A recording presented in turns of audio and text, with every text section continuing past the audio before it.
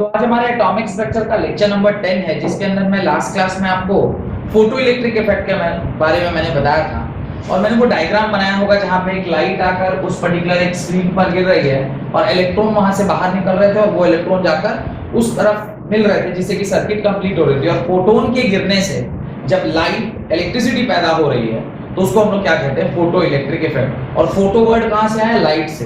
तो लाइट अगर किसी इलेक्ट्रॉन को निकालने के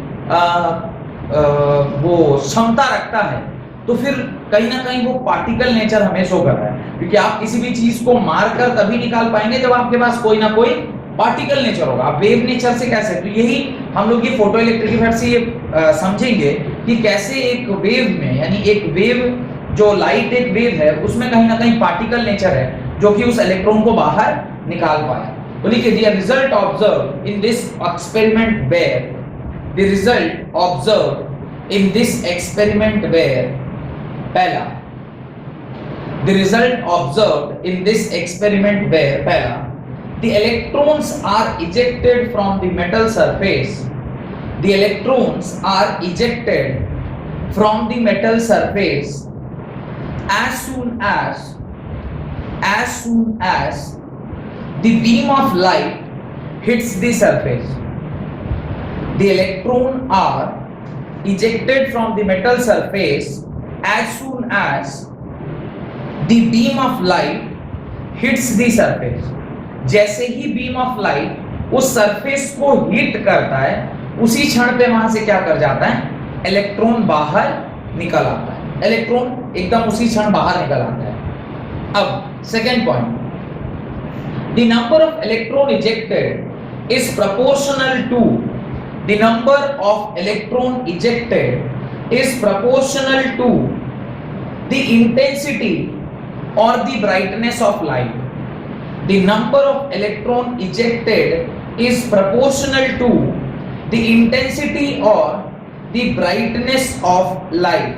यानी कितने इलेक्ट्रॉन निकल रहे हैं ये डिपेंड कर रहा है उसकी इंटेंसिटी के ऊपर और the brightness of light, कितना ज्यादा लाइट ब्राइट है, ब्राइटनेस उसकी इंटेंसिटी, यानी कैंडेला ल्यूमिनस इंटेंसिटी उसकी कितनी ज्यादा है। Third point, for each metal there is a characteristic minimum frequency mu naught. For each metal there is characteristic minimum frequency mu naught called as threshold frequency, called as threshold frequency, THRESHOLD, threshold frequency, below which this effect, below this effect is not observed, is not observed. Full stop. मतलब जब वो, मैं एक example आपसे कह रहा था कि जो भी इनकमिंग रेडिएशन होना चाहिए उसकी जो फ्रीक्वेंसी होनी चाहिए एक सर्टेन लेवल से ज्यादा होनी चाहिए। एक सर्टेन लेवल से क्या होनी चाहिए? ज्यादा होनी चाहिए। क्यों ज्यादा होनी चाहिए उसका एग्जांपल मैंने दिया होगा कि क्लासरूम से आपको कौन बाहर निकाल सकता है, ऐसे कुछ मैंने एग्जांपल दिया होगा कि आप अगर क्लास में बैठे हैं तो आप लोगों को कौन बाहर निकाल सकता है। तो मैंने कहा होगा क्लास 12th वाला निकाल सकता है, मैं निकाल सकता हूं, लेकिन क्या क्लास 10th वाला या 9th वाला आके आपको बाहर निकाल सकता है? नहीं निकाल सकता। वैसे ही जब एक मेटल में, ये आपका अगर कोई मेटल है जिसके आउटर मोस्ट शेल में क्या रखा हुआ है? इलेक्ट्रॉन्स रखे हुए हैं, तो इस इलेक्ट्रॉन को यहां से निकालने के लिए ये जो फ्रीक्वेंसी है उसकी एक प्रॉपर्टी होनी चाहिए कि वो उसके थ्रेशोल्ड फ्रीक्वेंसी से क्या होना चाहिए? बड़ा होना चाहिए, तभी वो उसको क्या कर सकता है? निकाल सकता है। वही उससे बड़ा होना चाहिए वो भी सोचने की बात है, बिकॉज अल्टीमेटली एक इलेक्ट्रॉन को अपने आउटर मोस्ट सेल से निकालने के लिए आप अगर इसके अपने आउटर मोस्ट सेल से अगर आप चाहते हैं कि वो इलेक्ट्रॉन निकले, अगर वो इलेक्ट्रॉन निकले तो उस इलेक्ट्रॉन का अपना एक एनर्जी है जिससे वो वहां पर रुका हुआ है। That energy is equal to E is equal to h mu naught, इसको E naught बोलेंगे, ये इसका अपना एनर्जी है। जब आप इसको निकालना चाहते हैं यहां से तो ऑब्वियसली इससे ज्यादा एनर्जी, यानी कोई ऐसी एनर्जी जिसकी वैल्यू h mu के बराबर हो और जो ये h म्यू है, इसे मैं ये बोल सकता हूं कि ये जो E है वो क्या होना चाहिए, ग्रेटर देन E नॉट होना चाहिए। अगर ये ग्रेटर देन E नॉट होगा तो मैं दोनों की वैल्यू रिप्लेस करूं, h mu not sorry h mu should be greater then what, should be greater then h mu naught, और h से h क्या हो गया, कैंसिल, तो mu should be greater than mu naught. यही कंडीशन वहां पे लिखे हैं ना, ये कंडीशन तो लिखे हैं। तो ultimately frequency is associated with energy, तो एनर्जी अगर ज्यादा नहीं हुई तो उसको निकालेगा कैसे भाई, उसको निकालने के लिए अगर 10 जूल चाहिए, आप 3 जूल दे रहे हैं तो निकलेगा, उसे कम से कम 10 या 10 से ज्यादा, तो बराबर भी कह सकते हैं, बराबर भी कहा जा सकता है कि बराबर भी होगा तो काम चल जाएगा। बराबर इसलिए काम चलेगा कि ठीक है उतनी एनर्जी जिससे वो निकल गया, निकलने के बाद वो मूव नहीं कर सकता लेकिन निकल तो जाएगा। निकालने के लिए जो मिनिमम एनर्जी चाहिए वो थ्रेशोल्ड के बराबर या उससे क्या होनी चाहिए, बड़ी एनर्जी होनी चाहिए। आगे लिखें, when frequency of mu greater than equal to mu naught, when frequency of mu greater than mu naught greater than is equal to mu naught strikes on the surface of metal, strikes on the surface of metal, the electron comes out, the electron comes out with certain kinetic energy, with certain kinetic energy, full stop। अब देखिए उसने कुछ एक नया argument कह दिया, जब frequency mu greater than mu not से आप उसके ऊपर स्ट्राइक किए तो जो इलेक्ट्रॉन वहां से बाहर निकली है वो क्या है, एक छोटे से काइनेटिक एनर्जी के साथ क्या करती है, बाहर निकलती है। अब इस बात को समझिए, सपोज करिए एक एग्जांपल दे रहा हूं, इस एग्जांपल को ध्यान से समझिएगा तो कॉन्सेप्ट आ जाएगा। सपोज करिए कि इसको निकालने के लिए जो एनर्जी E नॉट है वो सपोज करिए 5 जूल है, वो कितना जूल है, 5 जूल है। आपने E जो दिया है वो सपोज करिए मैंने कितना जूल दिया है, 12 जूल दिया है, कितना जूल दे दिया, 12 जूल। अब ये जो इलेक्ट्रॉन था इस पर जब E आकर स्ट्राइक किया, ये E आकर स्ट्राइक किया तो ये इलेक्ट्रॉन यहां से क्या करेगा, बाहर निकलेगा, तो बाहर निकालने में कितना एनर्जी खपत हो गया, 5 जूल खपत हो गया। तो अब टोटल जो एनर्जी आपने 12 दिया था उसमें कुछ तो E नॉट है और बचा हुआ जो एनर्जी है वो भी तो इसी के पास आया और वो इसको लेकर क्या होगा, भागेगा, क्योंकि इलेक्ट्रॉन जब निकल गया तो निकलने के बाद उसकी टेंडेंसी होती है to move away from that particular atom, वो हायर एनर्जी स्टेट में जाता है। हायर एनर्जी स्टेट में अगर वो जा रहा है तो कुछ ना कुछ क्या लेकर जाएगा, कुछ ना कुछ kinetic energy, because electron will move then, और मूव करेगा तो एक काइनेटिक एनर्जी के साथ क्या करेगा, मूव करेगा। तो देखिए उसने क्या बोला है, when frequency of mu greater than mu naught, जब कभी भी energy E greater than mu E naught से जब आप उसको स्ट्राइक करेंगे then the electron will come out with certain kinetic energy, तो वो कुछ काइनेटिक एनर्जी को लेकर अपने साथ चलेगा, full stop. This kinetic energy the kinetic energy of these electrons increases, the kinetic energy of these electrons increases as the frequency of light increases, और जैसे जैसे frequency of light increase करेगी वैसे वैसे इसकी जो काइनेटिक एनर्जी है वो भी क्या करेगी, बढ़ती जाएगी। इसका क्या मतलब है, समझ में आया? ये कह रहा है कि अगर इसको निकालने में 5 जूल फिक्स है, भाई निकलने में कितना एनर्जी लग रहा है, 5 जूल लग रहा है। अब अगर ये फिक्स है, आप जैसे जैसे इनकमिंग रेडिएशन की फ्रीक्वेंसी को बढ़ाएंगे तो अल्टीमेटली निकालने में एनर्जी फिक्स है, तो जो बचा हुआ एनर्जी को क्या करेगा, काइनेटिक एनर्जी बढ़ाएगा। तो कह रहा है कि अगर आप इनकमिंग रेडिएशन की फ्रीक्वेंसी को बढ़ाते हैं तो अल्टीमेटली काइनेटिक एनर्जी क्या करता जाता है, बढ़ता जाता है, क्योंकि ये वैल्यू किसी भी एक पर्टिकुलर मेटल के लिए क्या होती है, फिक्स होती है। Got it? ये जो डायग्रामेटिकली मैंने समझाया है इसको आप अपनी कॉपी में बनाएं, वो बहुत जरूरी है बनाना, ताकि आपको ये समझ में आए कि किसी को ये फेनोमेना कैसे हो रहा है। और ये जो मैंने इक्वेशन लिख दिया है ये एक्चुअली इक्वेशन किसने दिया, आइंस्टाइन ने दिया। तो इसलिए फोटो इलेक्ट्रिक इफेक्ट का क्रेडिट किसको जाता है, आइंस्टाइन को ही दो इसका क्रेडिट भी जाता है। लिखे उसके नीचे, अगर ये डायग्राम और ये इक्वेशंस आपने बना लिए हैं, ये लिख लीजिएगा कि कोई भी जो इलेक्ट्रॉन है वो तभी बाहर निकलता है जब ये कंडीशन फॉलो होता है। अगर ये कंडीशन फॉलो नहीं हुआ तो वो बाहर नहीं निकल सकता है। और क्यों, ये कहां से ये कंडीशन आया, तो इनकमिंग रेडिएशन को आप क्या कह रहे हैं, E naught is equal to h mu naught, और इसको आप क्या कह रहे हैं, E is equal to h mu, जहां पे आप कह रहे हैं कि E जो है वो E नॉट से क्या होना चाहिए, बड़ा होना चाहिए। जब E नॉट से बड़ा होगा तो h mu will be greater than equal to h mu naught, और यहां से h कैंसिल करेंगे तो mu should be greater than equal to mu naught के बराबर होना चाहिए। लिखें Einstein in the year 1905, Einstein in the year 1905 explained the photoelectric effect with the help of Planck's quantum theory of electromagnetic radiation. Einstein in the year 1905 explained the photoelectric effect with the help of Planck's quantum theory of electromagnetic radiation. Planck quantum theory की मदद से इसने, Einstein ने ये पूरी जो photo electric effect है उसको क्या किया, एक्सप्लेन किया। What was his explanation? Right, explanation डालिए। When a photon of sufficient energy, अब आपको समझ में आ रहा होगा what is this sufficient energy, उतनी एनर्जी जो कि वो उसके इलेक्ट्रॉन को क्या कर सके, निकाल सके। अगर उससे कम एनर्जी डालिएगा तो निकाल पाएगा? नहीं निकाल पाएगा।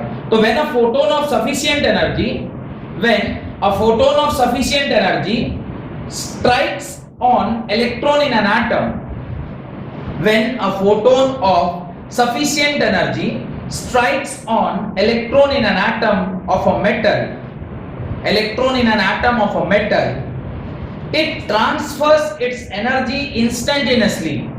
It transfers its energy instantaneously to the electron during the collision, to the electron during the collision. ये जो collision हुआ है इसमें ये incoming radiation अपनी एनर्जी को किसको ट्रांसफर कर रहा है, उस इलेक्ट्रॉन को ट्रांसफर कर रहा है। और ये ट्रांसफर होने में जो समय लगता है वो 10⁻⁶ सेकेंड, यानी लाइट का गिरना और इलेक्ट्रॉन का निकलना, इसके बीच में जो टाइम का गैप है वो मात्र 10⁻⁶ सेकंड है। जो अगर आप में से पूछिएगा सर एक एग्जांपल बताइए कि 10⁻⁶ सेकंड कितना होता है, तो शायद मैं आपको नहीं बता पाऊंगा कि 10⁻⁶ सेकंड कितना होता है, क्योंकि हम लोग कोई भी ऐसा एग्जांपल नहीं जानते हैं जहां पे 10⁻⁶ सेकंड का टाइम ड्यूरेशन का गैप हो। तो हम ऐसा कोई भी एग्जांपल नहीं जानते, क्योंकि हमारा परसिवरेंस जो हम देख सकते हैं, परसिस्टेंट ऑफ विजन है, वही 10⁻⁵ है। यानी एक पिक्चर और दूसरे पिक्चर के बीच में अगर 10⁻⁵ का डिफरेंस ना हो तो हम ये भी नहीं डिसाइड कर पाएंगे कि वो पिक्चर है कि वो मूविंग यानी फिल्म है। क्योंकि जब पुराने जमाने में फिल्में बनती थी तो फिल्म कैसे बनती थी, वो छोटे छोटे पिक्चर्स को आप इतनी तेजी से पास करते थे कि वो आपको फिल्म की तरह दिखता था। इसका बेस्ट एग्जांपल है जब आप चलते हुए पंखे को देखते हैं, पंखा स्पीड में चल रहा है, क्या आपको तीनों ब्लेड अलग अलग दिखाई देता है? यू कैन नॉट सी। लेकिन कैमरा के नजर से अगर आप देखें, कैमरा के नजर से जब आप देखते हैं तो आपको दिखाई देगा कि वो जो ब्लेड्स हैं वो 3 ब्लेड बिल्कुल क्लियरली दिखाई देते हैं। कैमरा का परसिस्टेंस ऑफ विजन हम लोग से थोड़ा ज्यादा है, तो ये डिटेक्ट कर पाता है कि वहां पे 3 चीजें मूव कर रही हैं, पर हम लोग नहीं देख पाते। तो जब कभी भी कोई मूविंग चीज है अगर उसको बहुत तेजी से घुमाया जाए, अच्छा ऐसा नहीं कि जब पंखा स्टार्ट हो रहा होता है तब भी आप नहीं देख पाते, एक टाइम तक आपको वो तीन ब्लेड दिखता रहता है, एक टाइम के बाद आपको दिखना बंद हो जाता है।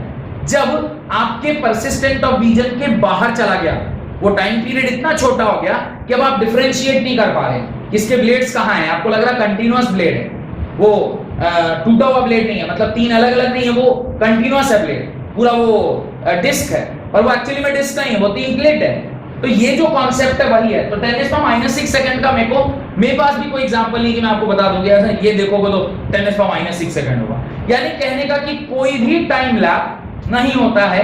अब वहां पे एक वर्ड यूज हो गया कोलिजन। क्या वर्ड हुआ? कोलिजन। कोलिजन का क्या मतलब? जरूर कोई ना चीज कोई चीज से टकराई होगी। टकराने वाली चीज क्या होती है? पार्टिकल या वेव? Always particle. आगे लिखें, and the electron is ejected and the electron is ejected without any lag or delay। Electron जो इजेक्ट हो रहा है वो बिना किसी लैग या डिले के हो रहा है। अब वहां पे आप ये जो इक्वेशन मैंने लिखा है, इसी इक्वेशन को हम क्या बोलते हैं? Einstein's photo electric equation. जितनी एनर्जी आपने टोटल दी है उसमें से कुछ एनर्जी कहां खपत हो रही है? कुछ एनर्जी खपत हो रही है उसको निकालने में, और बचे हुए एनर्जी के साथ वो इलेक्ट्रॉन क्या कर रहा है? फास्टली मूव कर रहा है। तो E = E0 plus kinetic energy, लिख लीजिए इसको, E is equal to E naught plus kinetic energy, और इसी एनर्जी को हम क्या बोलते हैं, phi बोलते हैं. This is equal to phi naught plus half mv square. ये जो इक्वेशन है, ये इक्वेशन हम लोगों को किसने दिया, ये इक्वेशन हम लोगों को आइंस्टाइन ने दिया, and this is known as Einstein's photoelectric effect equation. और इसी को आप क्या लिख सकते हो, h mu is equal to h mu naught plus half m v square. ये भी वही है. What is h mu? h mu is the amount of energy जो phi के बराबर है. mu naught is what? mu naught is the threshold frequency, या इसी को हम लोग वर्क फंक्शन भी बोलते हैं. This is only known as work function या फिर बाइंडिंग एनर्जी. ये जो phi naught या h mu naught है, इसका एक स्पेशल नाम है, और इसी को हम क्या बोलते हैं, is only called as binding energy. बहुत इजी वर्ड है binding energy. Why it is easy word binding energy? The energy with which ये electron was bounded with this particular nucleus. भाई ये इलेक्ट्रॉन को कौन खींच के रखा हुआ था, न्यूक्लियस. अब जिस एनर्जी से वो खींच के रखा हुआ था, उससे ज्यादा एनर्जी अगर आप लगा दीजिएगा तभी ना वो वहां से निकल जाएगा. ऑब्वियसली आपके साथ भी जीवन में ऐसा होता होगा. मान लीजिए आपकी कोई लड़की किसी के बॉयफ्रेंड है, यानी ऑलरेडी किसी के साथ उसका अफेयर चल रहा है, और आप चाहते हैं कि उस मतलब तेरी दीदी है अब ये मेरी भाभी हो गई आज से. तो ये कब होगा, जब आप उससे ज्यादा एनर्जी उस पे लगा देंगे. आप उससे ज्यादा एनर्जी लगाएंगे तभी ना. मान लीजिए मैं किसी का हाथ पकड़ा हूं और मैं चाहता हूं कि आप किसी और का हाथ पकड़े हुए थे पहले से, और मैं चाहता हूं नहीं आपका वो वाला हाथ छूट गया और आप मेरे पास आ गए. कब ऐसा होगा, जब वो जिस ताकत से पकड़ा वो उससे ज्यादा ताकत से हम खींच लेंगे, तभी ना आप मेरी ओर आइएगा और उस तरफ नहीं जा पाएगा. तो फोटो इलेक्ट्रिक इफेक्ट में भी ऐसा ही होता है कि आप मान लीजिए ऑलरेडी कहीं पर एंगेज्ड है. किसके साथ, ये इलेक्ट्रॉन किसके साथ एंगेज्ड है, this electron is engaged with this nucleus. अब आप चाहते हैं कि नहीं बाहर से जो इनकमिंग रेडिएशन आ रहा है ये उसके साथ चले जाए. तभी जाएगा जब इसकी जिस एनर्जी से इसको खींच के रखा हुआ है, इससे ज्यादा एनर्जी आप प्रोवाइड करेंगे. इससे ज्यादा या इसके बराबर, that energy by which the nucleus is holding it, that is binding energy. और उस बाइंडिंग एनर्जी से ज्यादा जब आप उसको दीजिएगा वो निकल जाएगा. नहीं इधर तो घाटा है, इधर ही फायदा है, इस साइड ही चलना चाहिए. तो लिखिए binding energy, the amount of energy, ये लिख लिया ना. This equation is known as Einstein's photoelectric effect equation. Binding energy, the amount of energy with which the nucleus of an atom is holding the outermost electron. Nucleus of an atom is holding the outermost electron. outermost electron को जिस ताकत से वो खींच के रखे हुए है, that is only known as binding energy. और इलेक्ट्रॉन का इजेक्शन तभी संभव है जब ये कंडीशन लागू हो कि h mu जो है वो क्या होना चाहिए, greater than is equal to h mu naught होना चाहिए. अगर ये नहीं होगा तो इलेक्ट्रॉन वहां से बाहर नहीं निकलेंगे. ये होना बहुत जरूरी है. और अगर ऐसा है तो क्या मैं इसको अगली इक्वेशन में ऐसा लिख सकता हूं, h mu minus h mu naught should be greater than equal to 0. इन दोनों का डिफरेंस हमेशा क्या होना चाहिए, या तो 0 के बराबर होना चाहिए, नहीं तो पॉजिटिव. अगर ये नेगेटिव हुआ तो इलेक्ट्रॉन बाहर नहीं निकल सकता है. Got it? इसको आप नोट डालकर कुछ बातें इंपॉर्टेंट वहां पे लिख लीजिए. मुझे पूरा विश्वास है कि आपने सारा इक्वेशन लिख लिया होगा. उसके नीचे ये कंडीशन जरूर लिखिएगा, अभी जो मैंने नोट लिखवाया है, h mu minus h mu naught should be greater than equal to 0. ये कंडीशन सेटिस्फाई होना चाहिए. नोट डाल के कुछ बातें लिखिए. Point number 1, a photon possessing higher energy. अब फोटोन किसको बोल रहे हैं, what is a photon? Energy जो इनकमिंग एनर्जी है, that is only known as photon. तो कह रहा है a photon possessing higher energy transfers higher energy. A photon possessing higher energy transfers higher energy to the electron, due to which the kinetic energy of the ejected electron increases. Due to which the kinetic energy of the ejected electron increases. क्या बोला, समझ में आया? क्या बोल रहे हैं कि जब आप किसी इलेक्ट्रॉन को उसके निकलने से ज्यादा एनर्जी प्रोवाइड करते हैं। वो निकलने के लिए सपोज 5 जूल चाहिए, आप 5 जूल के जगह पे 7 जूल दे रहे हैं, तो 2 जूल एनर्जी क्या करेगी, अभी काइनेटिक एनर्जी में बदली। अभी इनकमिंग जो मेरा रेडिएशन है, इनकमिंग जो मेरा रेडिएशन है, वो रेडिएशन अगर 5 जूल 7 जूल ना होकर अगर 12 जूल है, अब क्या होगा, या 10 जूल है, तो अब क्या होगा, 5 जूल तो वो उसको निकालने में लग गया, लेकिन रिमेनिंग जो 5 जूल है उससे वो क्या करेगा, और ज्यादा काइनेटिक एनर्जी के साथ मूव करेगा। यही कह रहा। अब photon possessing higher energy transfers higher energy to electron. भाई जितना लेके उतना ट्रांसफर कर देगा, और ट्रांसफर करने में उसको कितना सेकंड लग रहा है, 10⁻⁻⁶ second to the electron, due to which the kinetic energy of ejected electron increases. क्यों उसके काइनेटिक एनर्जी बढ़ रही है, बिकॉज दिस ई नॉट और वर्क फंक्शन और बाइंडिंग एनर्जी ये क्या है, फिक्स है। तो अगर ये फिक्स है तो उससे ज्यादा एनर्जी जब देंगे तभी ना वो आगे का काम करेगा। लिखें आगे second point, work function. Work function जिसको आप फाई नॉट से डिनोट करते हैं, this phi naught is actually work function. ये फाई नॉट जो है वो क्या है, वर्क फंक्शन है। इसी को हम क्या कहते हैं, वर्क फंक्शन। वर्क फंक्शन का भी वही मतलब होता है जो बाइंडिंग एनर्जी का होता है। Work function phi naught is the minimum energy required. Work function phi naught is the minimum energy required to eject a electron, to eject a electron from the metal and is known as phi naught or work function, and is known as phi naught or work function। तो minimum energy जो किसी भी electron को metal surface से बाहर निकालने के लिए चाहिए, that is only known as work function. उसे ही हम क्या कहते हैं, वर्क फंक्शन कहते हैं। होप ये कॉन्सेप्ट आपको समझ में आ गया होगा, what is work function. Heading डालें limitations of Planck quantum theory. अब इसकी भी कुछ कुछ लिमिटेशंस थी। व्हाट वाज द लिमिटेशन, पहली बात लिखिए, लिमिटेशंस लिखिए, right. Planck could not explain, Planck could not explain the quantization of energy. Planck ने क्वांटाइजेशन ऑफ एनर्जी का कॉन्सेप्ट हमें नहीं बताया। What do you mean by quantization of energy? Energy packets में है, एनर्जी इज इन पैकेट्स।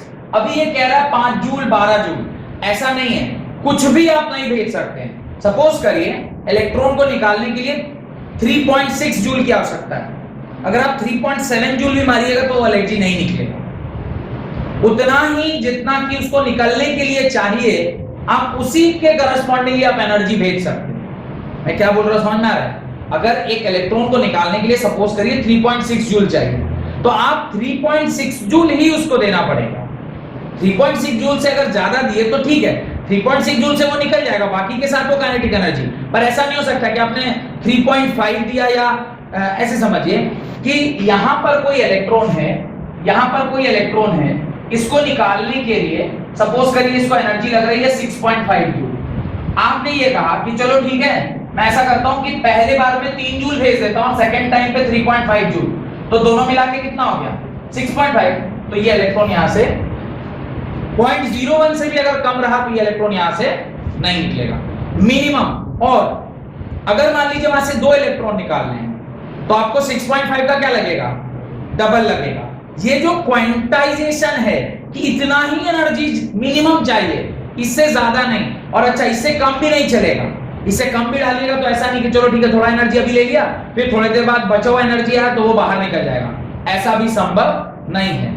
हाँ दो निकालने में तो ठीक है, मतलब 6.5 into 2 से बहुत ज़्यादा लगना चाहिए ना, क्योंकि न्यूक्लियस का तो इम्पैक्ट ज़्यादा पड़ता है ना, एक इलेक्ट्रॉन पहले से निकल चुका है, तो बाकी जो एक ही मेटल सरफेस तो है नहीं ना, यहाँ तो ये तो एक एटम की हम बात कर रहे हैं। मेटल सरफेस पे तो क्रोर्स एंड क्रोर्स में आपके एटम्स होंगे, तो हर से निकलेगा भी नहीं। तो अब ये नहीं कि अभी इसमें से निकल गया फिर दूसरा भी इसी में से निकलेगा, वो तो डिपेंड करेगा ना किस तरह का मेटल है। मान लीजिए सोडियम है तो एक ही इलेक्ट्रॉन निकालेगा, दूसरा क्यों निकालेगा, वो स्टेबल हो जाएगा, उसके बाद क्यों निकालेगा दूसरा। लेकिन कैल्शियम है तो वो एक भी निकालेगा, 2 भी निकालेगा, तो it will depend upon metal to metal. इसलिए work function is a property of metal, वो मेटल के ऊपर डिपेंड करता है। लिखें Planck could not explain the quantization of energy, Planck could not explain the quantization of energy that is E is equal to NH mu. ये E is equal to NH mu जो formula है इसके बारे में वो नहीं समझा पाए। E is equal to NH mu इसके बारे में वो नहीं समझा पाए कि क्यों ये क्वांटाइज्ड है, why charge is quantized. he also remained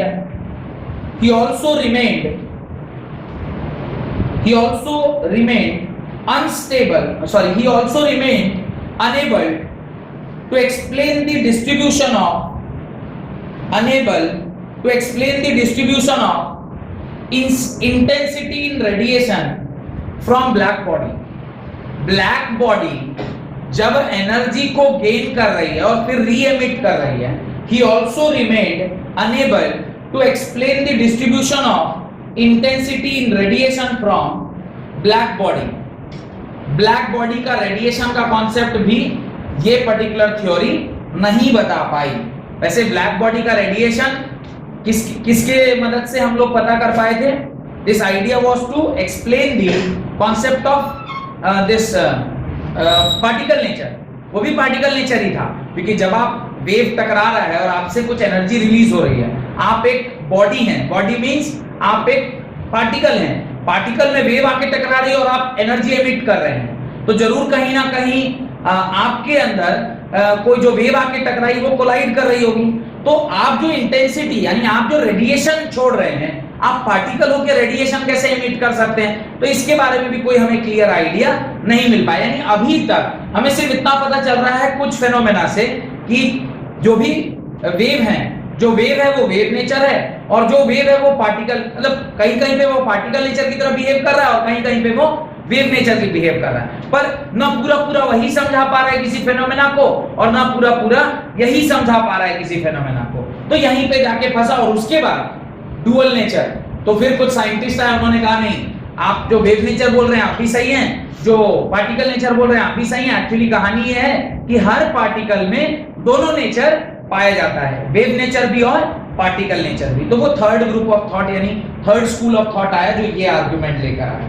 आगे लिखें, intensity in radiation from black body as a function of frequency at different temperature. He also remained unable to explain the distribution of intensity in radiation from black body as a function of frequency at different temperature। अलग अलग temperature पर जो frequency का variation था वो भी explain नहीं कर पाए प्लैंक क्वांटम थ्योरी। एक सवाल लिखिए, राइट द क्वेश्चन को सॉल्व करना है। Right, threshold frequency mu not, threshold frequency mu naught is the minimum frequency with which threshold frequency mu naught is the minimum frequency with which a photon is the minimum frequency with which a photon must possess to eject an electron from an atom। threshold frequency is the minimum frequency which a photon must possess to eject an electron from an atom।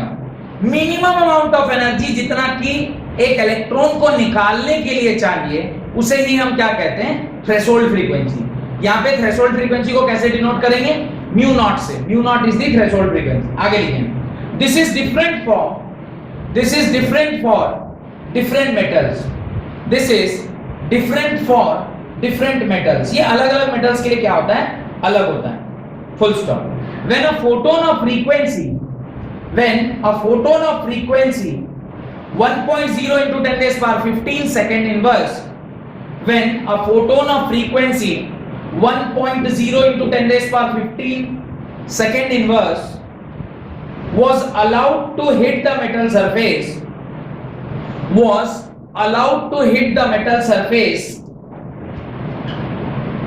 with an electron having 1.988 into 10⁻19 joule of kinetic energy was emitted। 1.988 into 10⁻19 joule of kinetic energy was emitted।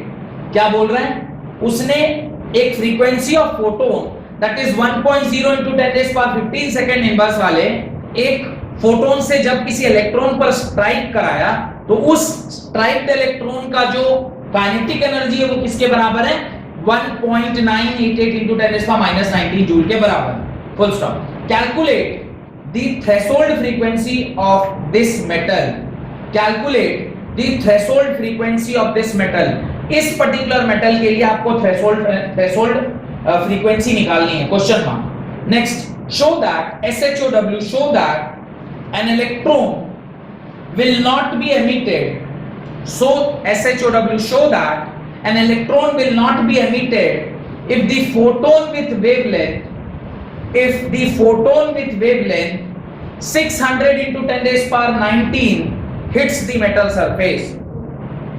Show that an electron will not be emitted if the photon with wavelength 600 into 10 raised power 19 hits the metal surface. 600 into 10 raised power 19 hits the metal surface. मेरे ख्याल से ये सवाल आपको बनाने में बहुत ज्यादा कठिनाई नहीं होनी चाहिए, ठीक है। कोशिश करिए कैसे बनाएंगे, देखते हैं। देखिए ये जो पर्टिकुलर क्वेश्चन है इसके अंदर आपको कुछ कुछ बातें बताई गई हैं और कुछ कुछ चीजें आपको निकालनी है। तो आप यहाँ पर वही वाली इक्वेशन लगाएंगे, कौन सी, जो फोटो इलेक्ट्रिक इफेक्ट आइंस्टाइन ने दिया है। फोटो इलेक्ट्रिक इफेक्ट का जो आइंस्टाइन ने इक्वेशन दिया है वो क्या है, फोटो इलेक्ट्रिक इफेक्ट का जो आइंस्टाइन ने इक्वेशन दिया है उसको अगर मैं लिखूं तो वो होता है टोटल एनर्जी जो आपने दिया है वो दो ही काम में यूज हो रही है, या तो वो उसके इलेक्ट्रॉन को निकाल रही है और जो बची हुई है एनर्जी है उससे वो क्या कर रहा है, कुछ काइनेटिक एनर्जी गेन कर रहा है। अब आपको ना ये इस E और E नॉट के टर्म्स में ना देखिए, उसने क्या बोला, h mu is equal to h mu not plus kinetic energy. अब जरा देखिए आपको क्या दिया हुआ है, आपको शायद वो इनकमिंग रेडिएशन का फ्रीक्वेंसी दिया हुआ है और this frequency is 1 into 10 raised power 15।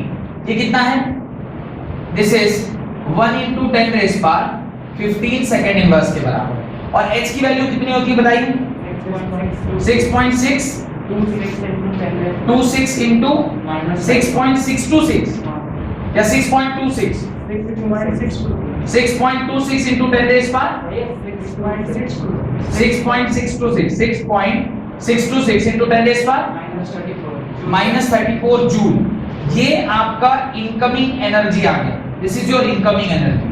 Next, आप यहां पर भी 6.626 into 10 raised power -34 into mu not, और इसके साथ आप काइनेटिक एनर्जी कितना लिख रहे हो, kinetic energy is 1.988 into 10 raised power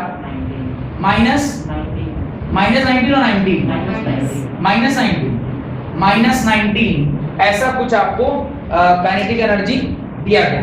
अब यहां से एक ही चीज अननोन है, वो क्या है, म्यू नॉट। बस आप म्यू नॉट की वैल्यू निकाल लीजिए, तो इसको पहले इधर ले आके माइनस करिए, उसमें इसको डिवाइड कीजिए, म्यू नॉट की वैल्यू आपको डायरेक्ट निकल के आ जाएगी। और म्यू नॉट क्या होगा, the value of mu naught is 0.7 into 10 raised power 15। अगर ये फ्रीक्वेंसी है तो फ्रीक्वेंसी और लैम्डा के बीच में क्या रिलेशनशिप है ये मैंने आपको बताया हुआ है। आप जानते हैं lambda mu is equal to C के बराबर। तो अभी अगर मुझे इसे लैम्डा के टर्म्स में निकालना है तो लैम्डा इज इक्वल टू क्या लिखूंगा, 3 into 10 raised power 8 metre per second whole divided by 0.7 into 10 raised power 15। Lambda is equal to, इसको जरा सॉल्व करके बताइए कि लैम्डा कितना निकल के आ रहा है। Try to find this value in terms of lambda. आप इसको लैम्डा निकालिए कि कितना लैम्डा निकल के आएगा। जब आप इसे सॉल्व करेंगे तो लैम्डा कितना होगा, ये 10 और एक ऊपर चला गया, 3/7 into 10 raised power 9 into 10 raised power -15। इसको जरा सॉल्व कीजिए। लैम्डा इज इक्वल टू ये कितना आएगा, ये 15 में से 9 गया, कितना बच जाएगा 6 into 10 raised power -6, और ये 3/7 कितना होता है 0.42। ये आपका लैम्डा निकल के आ गया।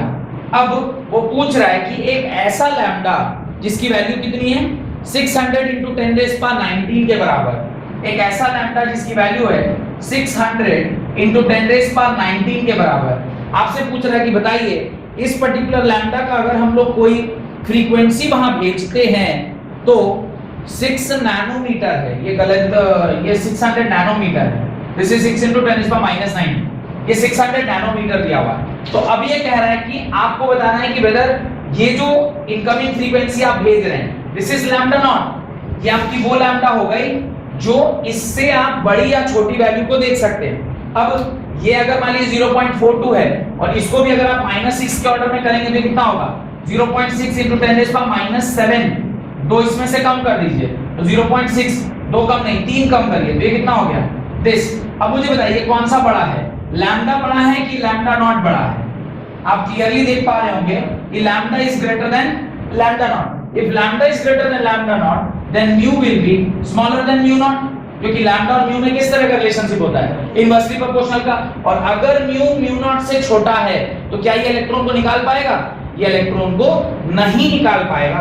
और चूंकि ये इलेक्ट्रॉन को नहीं निकाल पा रहा है तो आपका आंसर क्या होगा, आपका आंसर उसमें आप क्या लिखेंगे, as the frequency at the incoming frequency is lesser than the threshold frequency, it means the photon will not be able to eject the electron, the photon will not be able to eject the electron।